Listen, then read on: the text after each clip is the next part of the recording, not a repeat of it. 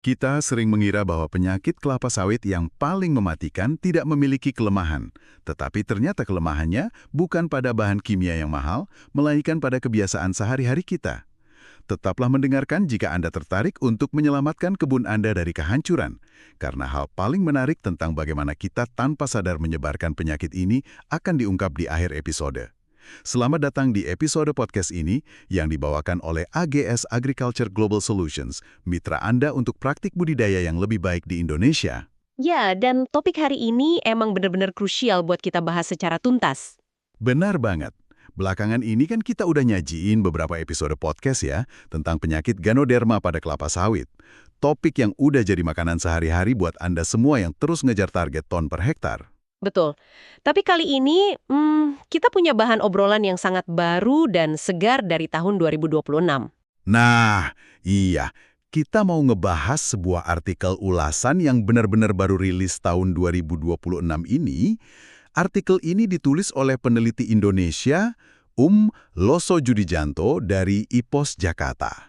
Dan yang menarik dari ulasannya Pak Loso ini, dia ngerangkum data terbaru tentang penyakit yang sangat merusak ini dari berbagai studi lapangan, bukan cuma teori di atas kertas aja. Makanya, saya nggak sabar buat bahas.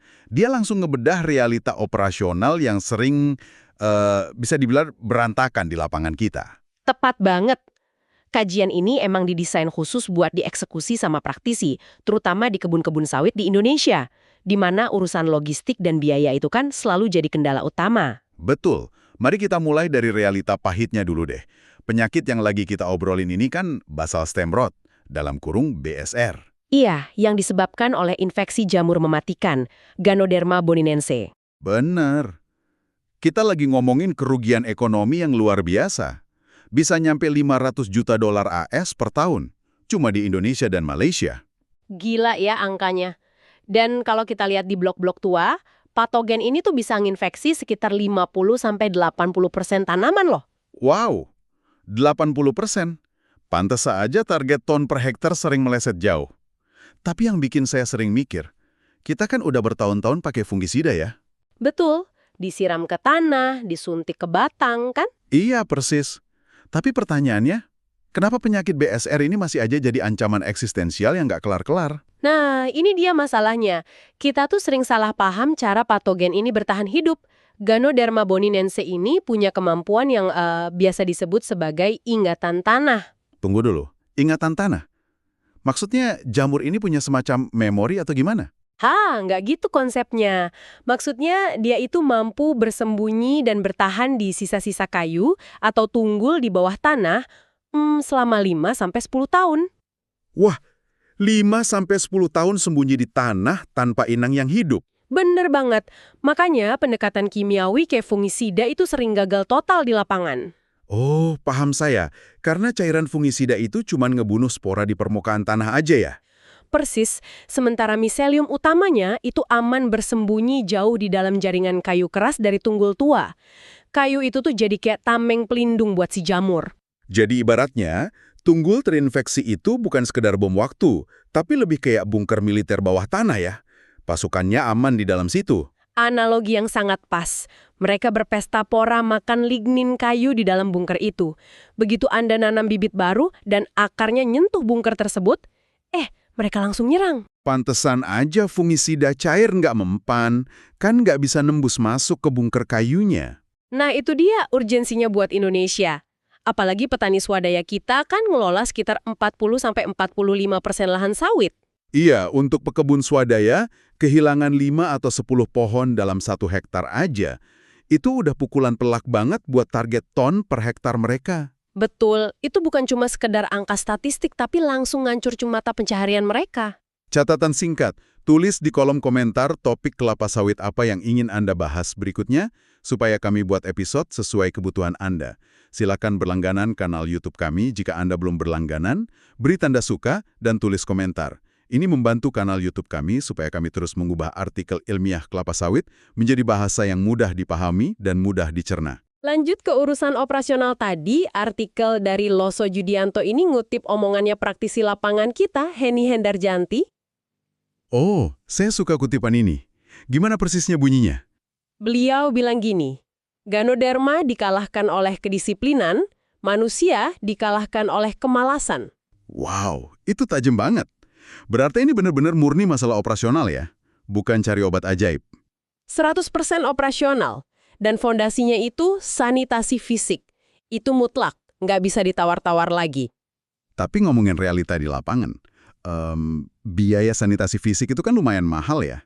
Bisa nyampe 200 sampai 400 dolar AS per hektar. Memang, biayanya mahal dan butuh tenaga ekstra buat nyabut bonggol seberat ratusan kilo. Makanya banyak yang cari jalan pintas kan, mikirnya, sudahlah, biarin aja batang tua itu tumbang, nanti juga ngelapuk sendiri jadi pupuk di lahan. Nah, itu pemikiran yang sangat fatal. Batang sakit itu sama sekali bukan pupuk, tapi pabrik infeksi massal. Pabrik infeksi? Berarti jamurnya malah nyebar kemana-mana dong. Tentu saja, saat melapuk, badan buah jamurnya bakal terus tumbuh dan ngelepasin miliaran spora ke udara tiap harinya. Terus instruksi praktisnya gimana kalau kita nemu pohon yang tajuknya udah patah sengklek atau kelihatan ada jamur di pangkalnya? Jangan tunggu bulan depan. Besok langsung tebang pohon itu, cabut bonggolnya sampai bersih, dan segera hancurkan materi yang terinfeksi itu. Kalau misalkan kita tunda bongkarnya, taruhlah sebulan 2 bulan gitu, efeknya seburuk apa? Sangat buruk. Kajian tahun 2016 ini nunjukin kalau nunda tindakan 8-12 minggu aja bakal ngelipat gandain sumber infeksi primer di lahan. Ya ampun, cuma nunda 2 bulan infeksinya bisa berlipat ganda. Betul. Oh iya, ngomong-ngomong, pastikan Anda juga rutin melakukan uji tanah untuk memeriksa keasaman dan hara, serta uji daun jika sesuai, untuk memastikan kondisi tanah membatasi perkembangan jamur dan mendukung target ton per hektar Anda. Sangat setuju. Keseimbangan hara tanah itu fondasi penting juga. Terus, balik lagi ke sanitasi, waktu kita replanting atau meremajakan kebun, lubang tanamnya harus diapain? Lubang tanam baru harus digeser sejauh 3-5 meter dari titik infeksi yang lama. Kenapa harus digeser sejauh itu? Apa karena jangkauan akar lamanya? Betul banget. Supaya akar bibit yang baru nggak langsung nabrak sisa-sisa akar halus yang masih terinfeksi di dalam tanah. Kalau nggak bisa digeser karena lahannya sempit, ya biarkan lahan itu bera atau kosong selama 12-24 bulan. Bera selama 2 tahun. Berarti strateginya ini kayak ngepung musuh dan motong jalur pangannya ya? Biar jamurnya kelaparan. Persis, tanpa akar sawit segar, jamur itu bakal mati pelan-pelan. Masuk akal banget. Nah, terus ulasan tahun 2026 ini juga kan ngebahas soal manajemen bahan organik ya, kayak penggunaan tandan kosong kelapa sawit dalam kurung TKKS. Iya, pemberian bahan organik itu sangat dianjurin, tapi ada syarat ketatnya. TKKS itu harus dikomposkan dulu secara sempurna selama 8-12 minggu. Kenapa nggak ditebar mentah aja langsung ke lahan? Kan lumayan tuh hemat biaya pengomposan. Wah, bahaya. Kalau Anda nekat tebar TKKS mentah di lahan endemik, tumpukannya bakal ngikat banyak air dan bikin tanah jadi anaerobik atau kedap oksigen. Oh, malah jadi becek dan nggak ada udaranya ya? Iya, dan kondisi anaerobik itu justru surganya jamur patogen kayak Ganoderma. Sementara akar sawit Anda malah stres nggak bisa bernapas. Pantesan dilarang. Terus soal suplemen hayati gimana nih? Di lapangan kan lagi tren banget tuh pakai arbuscular mycorrhizal fungi dalam kurung AMF sama agen hayati lainnya. Nah, agen hayati ini sangat krusial sebagai pertahanan lapis kedua. Instruksinya, berikan 25 gram AMF pada tahap pembibitan dan lubang tanam, sekalian dibarengi sama Trichoderma spp. Trichoderma spp itu kan jamur predator ya. Kalau dia bisa mangsa Ganoderma, kenapa saya nggak nabur Trichoderma berdosis tinggi aja ke atas tunggul yang sakit? Biar hemat ekskavator gitu. Insting yang wajar, tapi itu miskonsepsi yang sangat merugikan. Ini tuh masalah rasio biomasa, perang jumlah pasukan. Kalah jumlah pasukan maksudnya? Betul.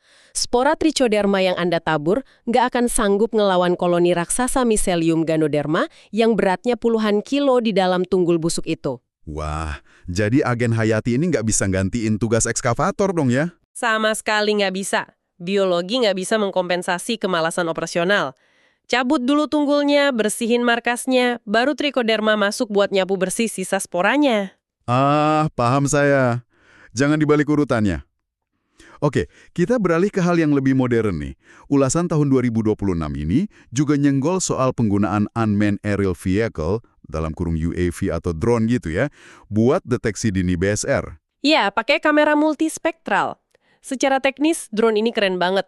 Dia bisa deteksi penurunan fotosintesis dari inframerah klorofil, bahkan sebelum daun tajuknya menguning. Keren banget.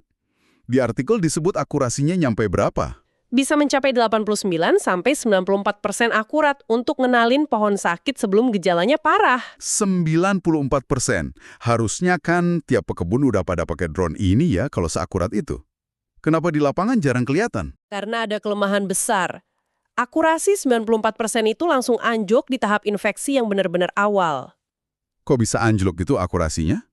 Masalahnya, sinyal stres dari klorofil yang ditangkap kamera itu nggak spesifik.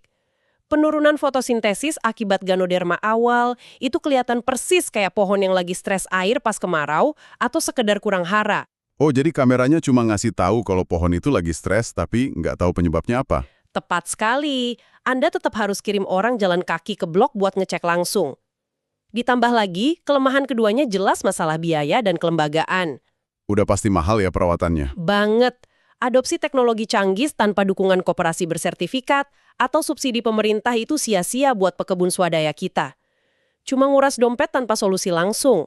Terus saran untuk pekebun swadaya kita ini mending gimana dong balik ke metode jadul? Iya, fokus sama inspeksi visual lapangan yang teliti, sensus rutin, kenali gejala awalnya secara langsung, dan kerjasama secara komunal dengan kebun tetangga. Nah, ngomong-ngomong soal kerjasama, ini bawa kita ke janji paling menarik di awal obrolan kita. Ulasan ini ngebongkar sesuatu yang mengejutkan soal cara penyebaran Ganoderma kan? Ini benar-benar kritis. Ternyata, aktivitas kita sendiri, aktivitas manusia, adalah jalur penularan yang sangat mematikan. Kita yang nularin patogen ini dari satu pohon ke pohon lain. Gimana ceritanya? Lewat alat panen kita. Bayangin, pemanen motong pelepah pohon yang sakit pakai dodos atau gergaji mesin, getah pohon yang penuh DNA Ganoderma dan spora itu langsung nempel kuat di mata pisaunya. Astaga, ini benar-benar mirip kayak dokter bedah yang abis operasi pasien infeksi, terus langsung bedah pasien sehat tanpa cuci tangan pakai pisau yang sama ya. Analogi yang sangat akurat, lewat luka potong dari alat dodos yang kotor itulah, Mycelium Ganoderma langsung masuk ke jaringan tanaman yang sehat. Wah, selama ini kita sendiri vektor utamanya. Terus solusinya gimana? Harus disterilin pakai apa alat-alat itu? Sangat gampang dan murah. Siapkan aja cairan etanol 70% di dalam botol semprot. Setiap abis nyentuh pohon yang dicurigai sakit, semprot seluruh permukaan mata pisau dodos atau egrek Anda selama minimal 30 detik. Cuma modal semprot cairan etanol 30 detik doang? Iya, 30 detik itu cukup buat ngerusak protein sel jamur secara permanen. Dan pastikan juga bersihkan sol sepatu boot pekerja sebelum pindah ke blok yang sehat. Emangnya disiplin kebersihan alat ini bisa nurunin kejadian penyakit seberapa besar sih? Kajian ini mengkonfirmasi hanya dengan disiplin membersihkan alat aja, laju penyebaran penyakit bisa ditekan sampai 30 hingga 40%. Luar biasa. Penurunan 40% cuma dengan etanol murah, jauh lebih masuk akal dibanding beli drone mahal ya. Betul sekali. Eksekusi operasional yang konsisten itu kuncinya. Bayangin ya, kalau seluruh desa atau wilayah koperasi Anda duduk bareng malam ini, bikin SOP komunal. Tidak ada alat potong yang masuk lahan tanpa disterilkan etanol. Seberapa cepat kita bisa mencekik penyebaran penyakit ini bareng-bareng? Akan sangat cepat, karena penyakit ini nggak peduli batas patok tanah Anda. Satu alat kotor tetangga bisa merusak kebun Anda. Disiplin kolektif itu senjata kita. Sangat setuju. Jadi, tindakan buat esok pagi, pastikan Anda bawa cairan semprot etanol 70% ke lahan, dan tolong jadwalkan pembongkaran tunggul sakit yang selama ini tertunda. Jangan biarkan bunker musuh tetap berdiri dan hancurkan target ton per hektar Anda. Jangan ditunda lagi. Mulai besok. Terima kasih sudah mendengarkan.